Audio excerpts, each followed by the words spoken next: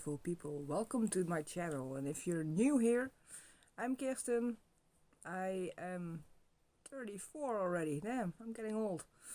Um, I have EDS and I live in the Netherlands. And I promised that I was gonna come back to explain you what EDS is and talk about a little bit more about it. Well, EDS is a connective tissue disorder, and connective tissue is basically everywhere. So it's not, besides it affecting my joints, because my joints luxate and subluxate, that means they go out of the socket and or halfway out and back in, or sometimes I have to do it myself.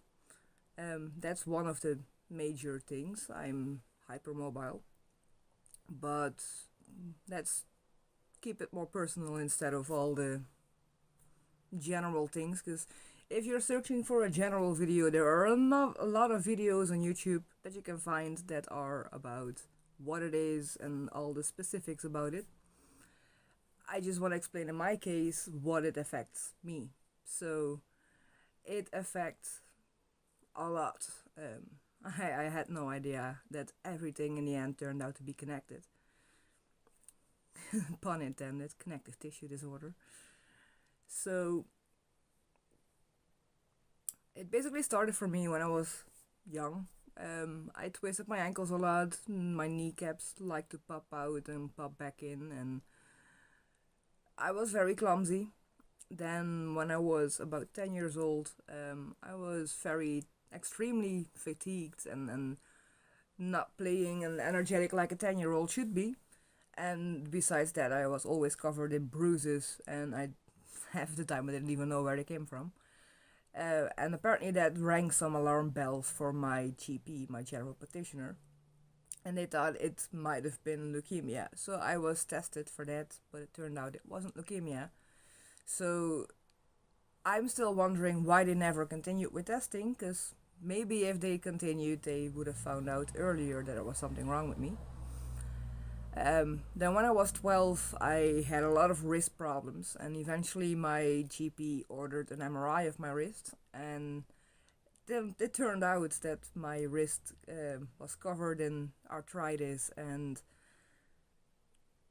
it kind of looked like a 60-year-old wrist instead of a 10-year-old, so that was not good. But even that didn't ring any alarm bells. All I got was a very ugly brace that I didn't want to wear because it was so ugly. Well, if you're 12 years old, who wants to wear a brace when they're 12? So I basically threw it in the garage and never looked back at it. Eventually more problems and more occurred. So around my 15th, I got a lot of gastrointestinal problems. It started earlier. When I was little, I had some as well, but it got to the point to seek medical attention when I was 15. Every time I went, they did some kind of test.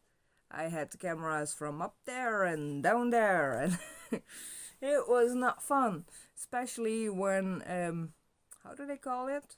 Half sedation, sedation when you're awake. That one doesn't work on me. And no one knew why it didn't work, and I ended up puking all over the doctor when they did the endoscopy. Fun times. But yeah. Eventually all tests came back negative, like usual. That happened a lot of times in my life, and because of that it was thrown on IBS, irritable bowel syndrome. Fast forward to what's going on now. My bowels are not happy with me. My intestines like to get constipated and just don't move. And because of that, that's what the doctors think. Because of that, my stomach won't work either.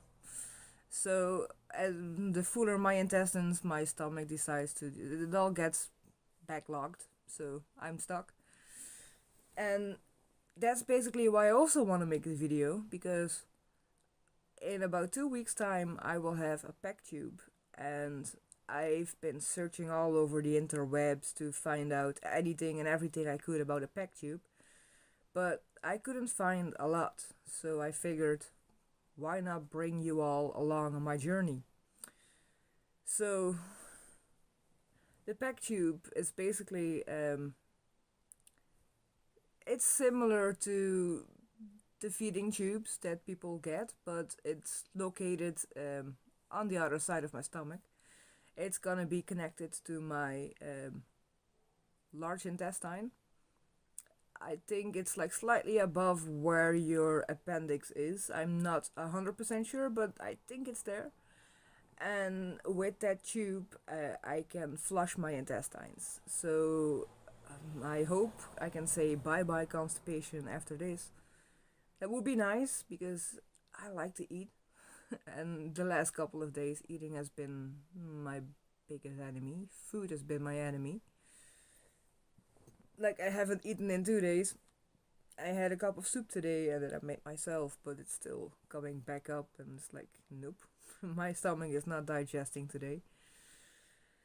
So let's hope that that will solve at least my intestinal problem, and also hope it will fix my stomach, because one tube is more than enough.